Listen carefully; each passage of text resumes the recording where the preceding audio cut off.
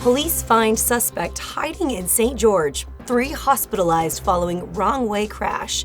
And your daily weather forecast coming up with highs, lows, and everything you need to know for the days ahead. You're watching St. George News at 5, brought to you by our studio sponsor, We Win Injury Law. Good afternoon on this President's Day. I'm Monica McLaughlin. A Las Vegas man is behind bars after leading law enforcement on a high-speed chase through 3 states before being arrested in St. George. Authorities say 33-year-old Jonathan Wayne Dempsey fled from a Nevada state trooper, reaching speeds of 110 miles per hour before abandoning the car and hiding in a residence, where he was later found and taken into custody. Dempsey now faces multiple charges, including vehicle theft and felony fleeing, and remains in jail without bail. A wrong-way driver on Interstate 15 reportedly led Utah Highway Patrol on a high-speed pursuit early Sunday morning, ending in a multi-vehicle crash that sent 3 people to the hospital. Authorities say the driver of a 2006 Cadillac, reaching speeds of up to 120 miles per hour, fled from a trooper and collided with a semi-truck in Beaver County, triggering a chain reaction involving 2 other vehicles.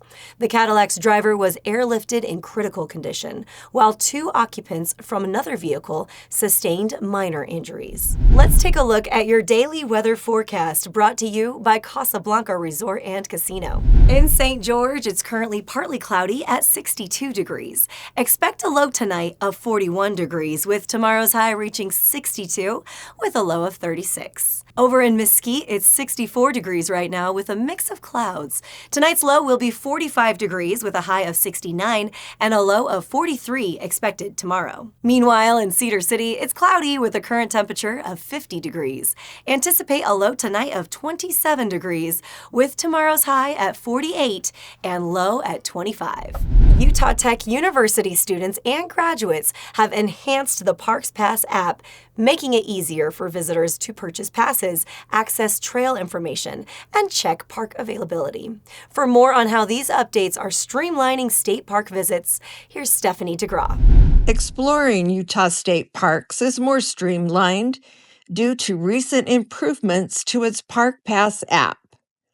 Utah Tech University students and graduates continue to provide updates to the Utah Division of Parks and Recreations program. Jessica Johnson, a graphic design student, had this to say. So new this year, we wanted to make sure that the physical pass, as well as your digital pass, is valid for a full 12 months. And so we actually went ahead and designed these stickers that you can place on your pass, and it's reflective, and parks are able to wave you in a lot easier by seeing that it's still valid. The app was created by students with help from industry experts.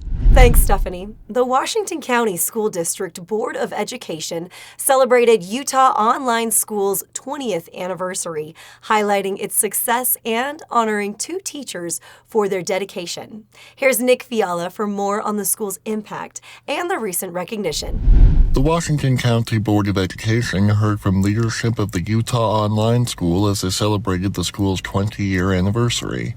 Lauren Belknap, the school's principal and the district's director of online education, listed some of the highlights.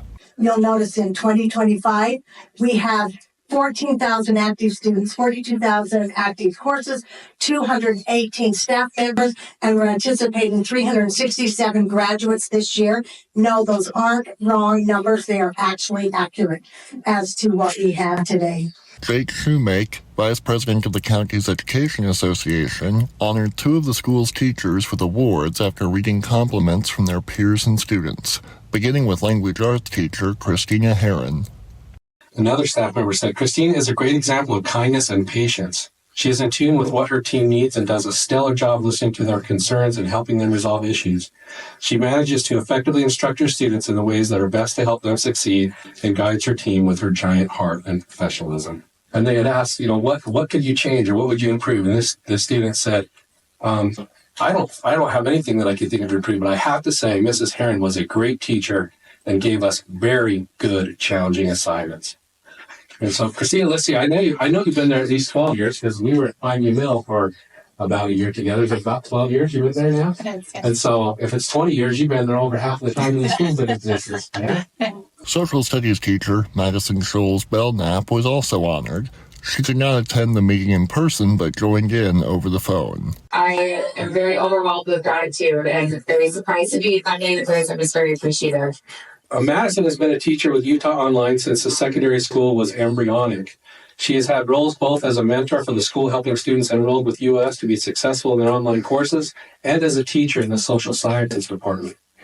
Madison wants to make her classes as accessible to her students as possible and does all she can to encourage student success. In addition to being an amazing teacher to her students, she has been a fabulous mentor teacher to new teachers who have joined her in the social sciences program. I took this class because I needed the credit, but it ended up being my favorite course of all high school. Mrs. Belknap doesn't just teach, she made me think. These may be online classes, but the teachers are still making a vital connection with their students. Thank you for watching St. George News at 5. To learn more about our studio sponsor, We Win Injury Law, go to wewininjurylaw.com. I'm Monica McLaughlin with St. George News, your #1 source for local news. This has been St. George News at 5, brought to you by We Win Injury Law.